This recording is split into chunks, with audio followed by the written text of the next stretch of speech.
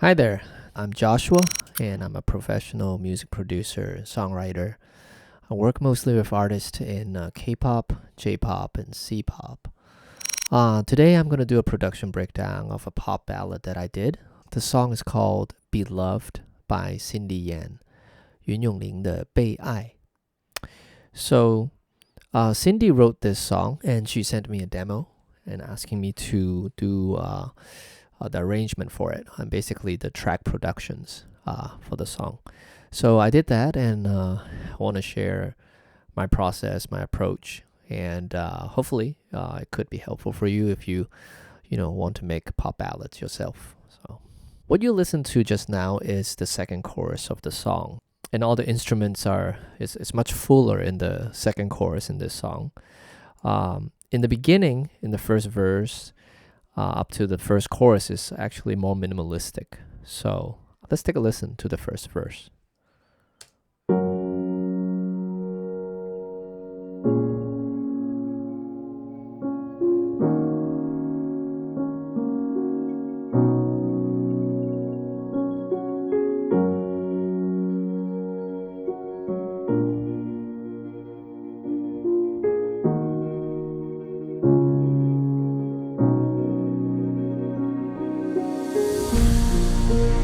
Yeah, the piano is the main element here.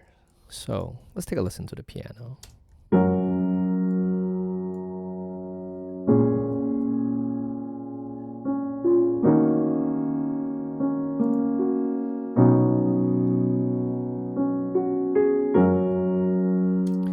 Yeah, the piano I used is from Imperfect Samples. They have a grand piano called Fazioli, which I think is a very nice vibe. And yeah, Imperfect Samples. They make piano that has character and vibe, and I think it's really cool. And because I didn't want it to only have a piano, I wanted it to have more textures. So I added two pads to it. Here's the first one.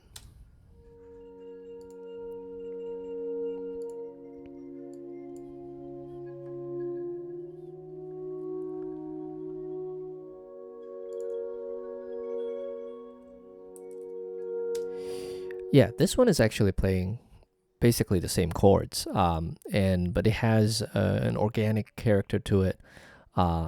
So I think it helps support the piano really well. And then midway through the first verse, there's another pad that I introduced. It sounds like this.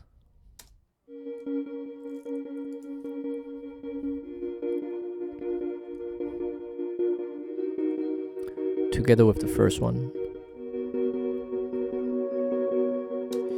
Yeah, so this one is also from Omnisphere. Let's take a look. I think it's called Hollow Innocence. And actually, it sounds like this initially.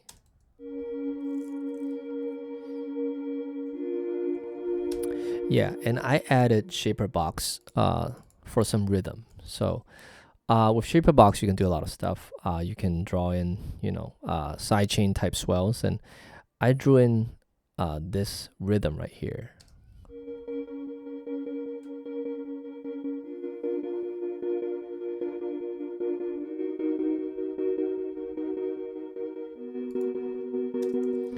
Yeah, so I think it helps give it some movement in the first verse. So yeah, let's go to the pre-chorus. Here's the pre-chorus.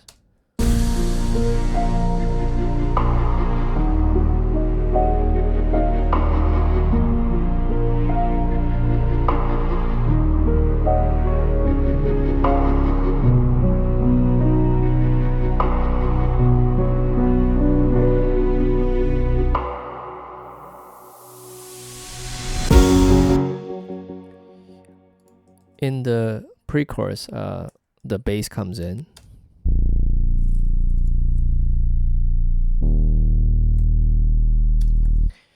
And besides the main piano, I added this ambient piano on the top. I call it piano 2 here. It sounds like this.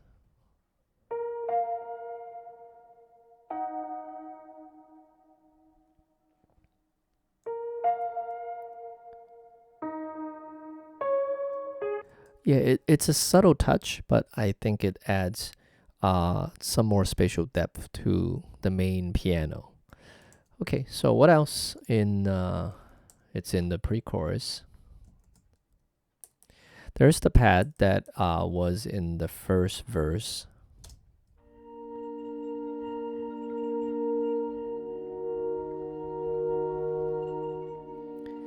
And some more pads.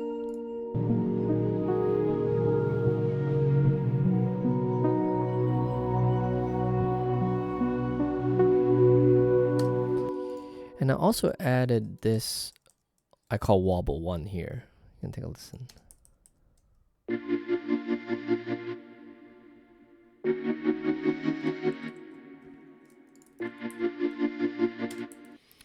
Yeah, it's a synth sound, and I did an automation in Filter Freak. You can see from the automation lane here, it basically automates the frequency of this filter right here.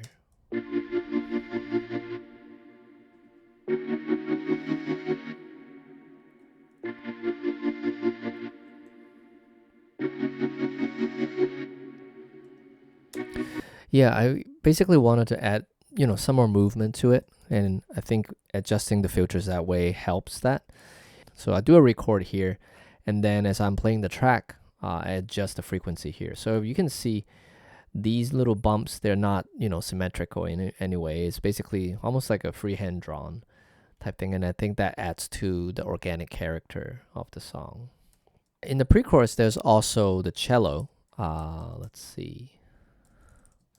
There's a cello and the double bass, so let's take a listen.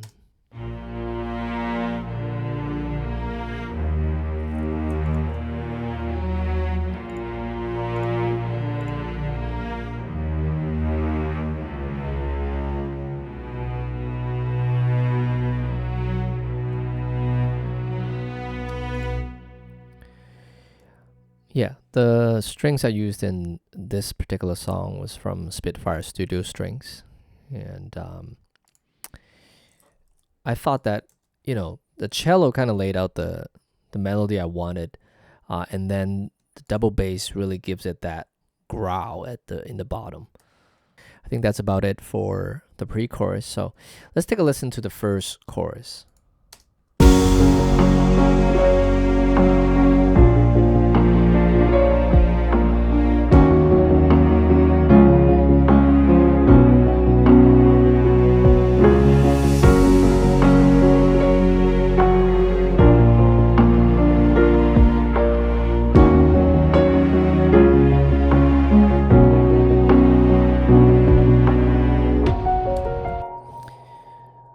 Yeah, so besides the piano, there are some more elements I added. One is I called the ARP1 using an arpeggiator. So let's take a listen.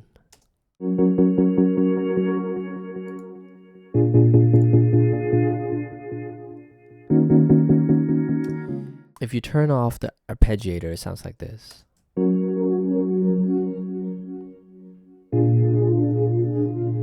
We turn it back on.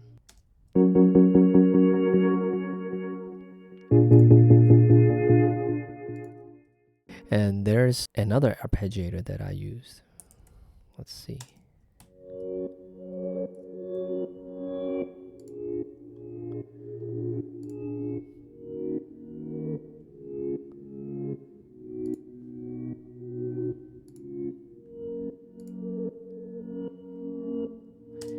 It's a sound called Magnetic Aura inside Omnisphere, and it has that kind of swell to it. So yeah, actually I didn't use the arpeggiator here, but I just called it ARP2 in my session. So moving on to the strings. When I do strings, I like to kind of have them build gradually. So for this song, in the first half of the first chorus, I had the cello and the double bass playing, and then midway, the violins and viola come in. So you can take a listen to how that sounds.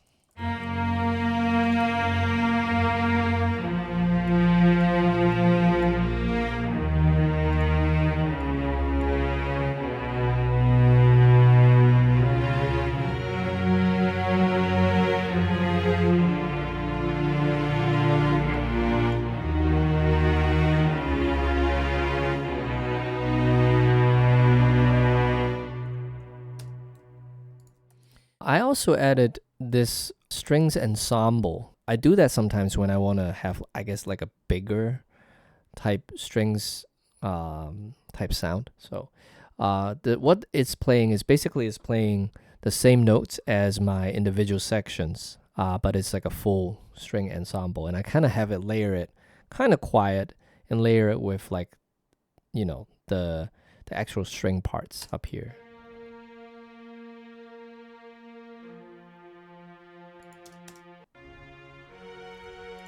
Yeah. And then with everything.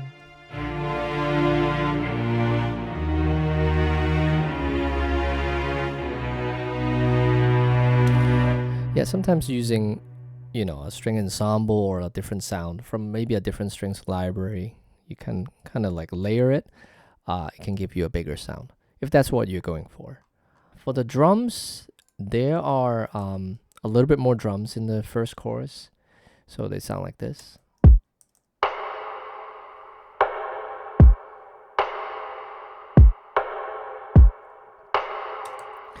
Here are the snares I did for the chorus.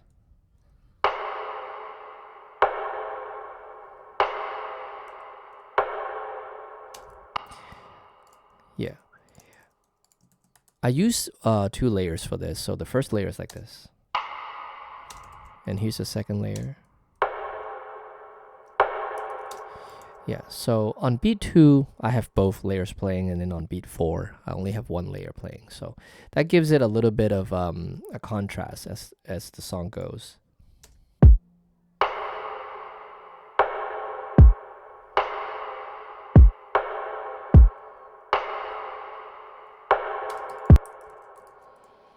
Yeah, so let's move on to the second verse, second pre-chorus, and second chorus. It would probably take quite some time to break down the entire song, so I want to choose some bits from the second verse and the second pre-chorus so we can focus more on, the second chorus where it's like the full chorus, where everything is playing. So let me play you the second verse and the second pre-chorus first.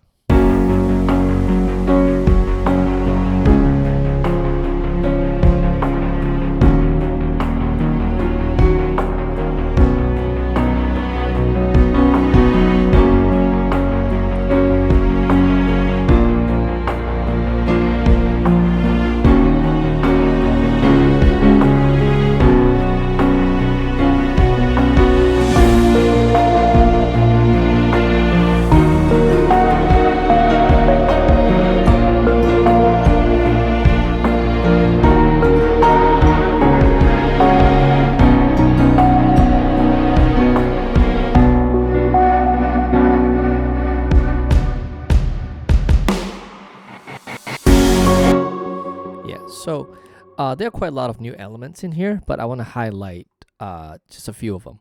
So the first one is the bass. I added, again, with an arpeggio, the bass to give it that, forward pulse. Here's what it sounds like. Here.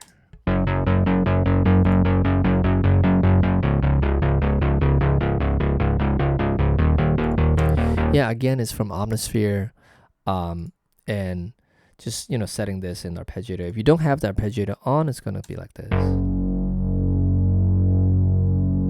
Yeah, just a single note. So have the arpeggiator playing. And there are, of course, more strings here.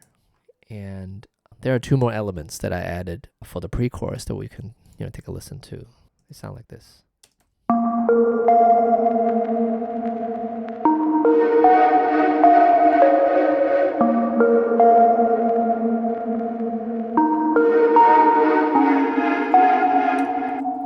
One is basically, a plug. Here it is by itself.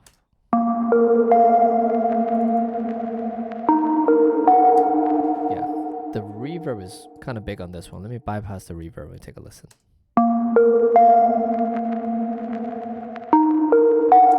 Yeah, there was already quite a bit of reverb, but I added Valhalla Vintage Verb and, adjusted the mix to taste basically and got this kind of spacious plug sound. And then here's the second element right here.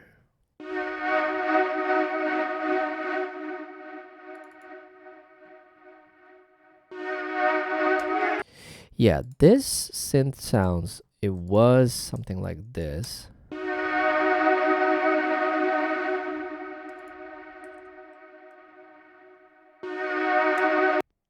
Yeah, so it had some movement, but I kind of wanted to add more. So I used tremolator on this.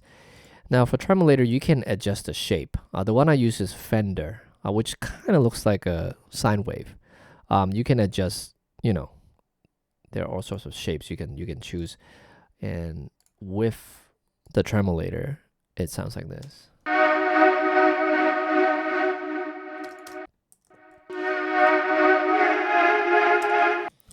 Yeah, so those are some of the newer elements that I added.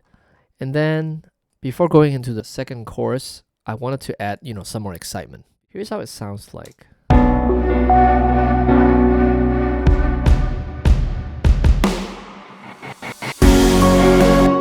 Yeah, so I added a riser that sounds like this. The riser originally is like this. Yeah, and here I use the tremolator again. What I did was I used a square shape. Using a square shape and also adjusting the depth. Here's the automation for the depth. So if you take a look at here.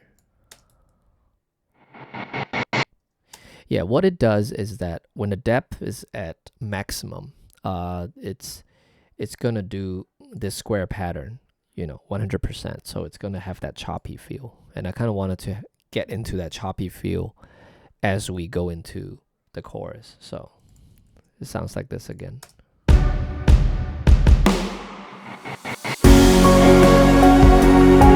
I think it adds some excitement to it. And now that we're in the chorus, let's take a listen to the drums first.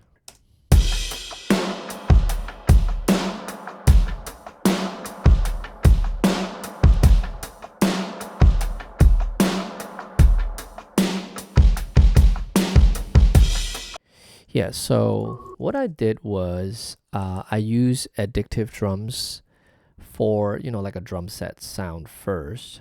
It sounds like this.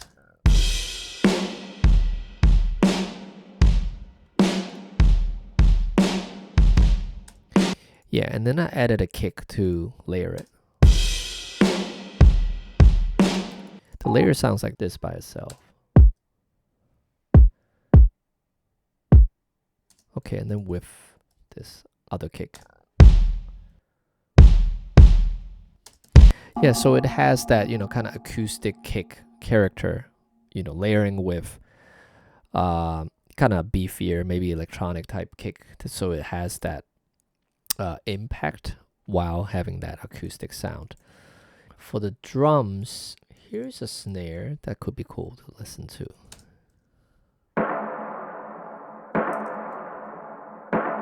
Yeah, so this is a drum sample that I used. Kind of layer it with the main snare. The main snare is like this. Okay, with this ghost snare. So it has a, kind of stronger impact.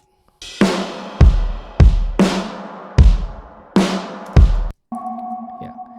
And then I added this percussion here.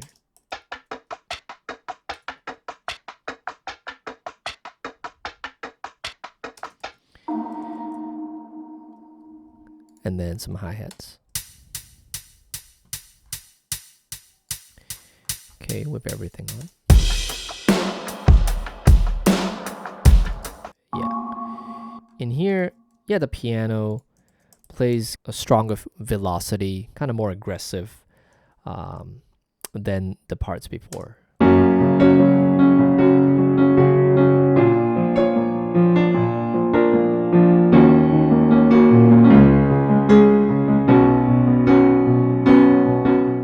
Yeah, so that adds to the excitement of the chorus. And then there are some synths that I introduced, several of them. So let's take a listen to them one by one. Here's the first one. Okay, here's the second one.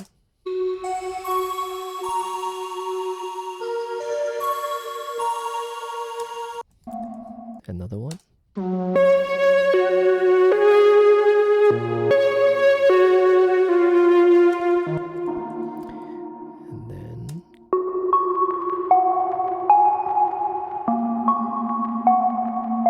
This one's basically playing the same melody as this Synth Lead 3 right here. So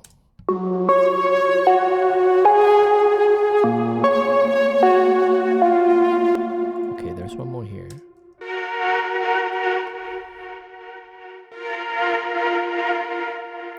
Yeah, this is the one, we had in the pre-chorus.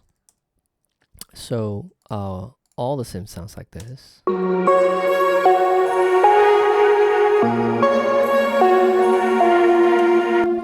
And with the piano.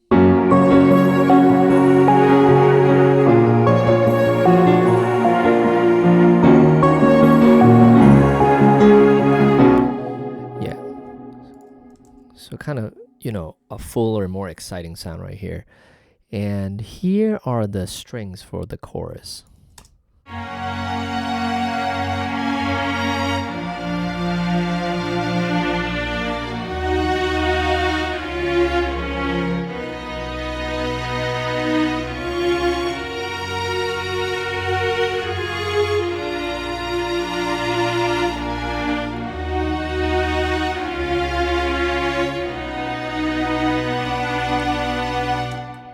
And then there are some more guitars in the second half of this song.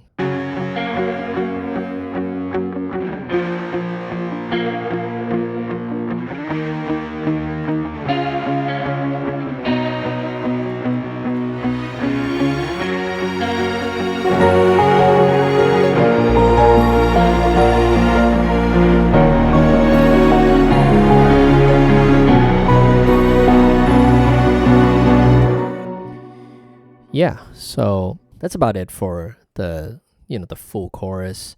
Of course, there are some effects, risers and impacts that can kind of help with the transitions and all that, but the main elements are like what you heard. Thank you for watching until this point. If you want to check out the session files for this song, the MIDI and look at all the tracks, let me know in the comments below and I'll try to make that available. I started this channel to build a community of aspiring, music producers and songwriters so that you can achieve professional results and also make the music that you love. I'm going to share my approach, my journey. Hopefully we can all learn something. If that sounds like something you're interested, please like and subscribe, and I'll make more content like this. Until next time, see you soon.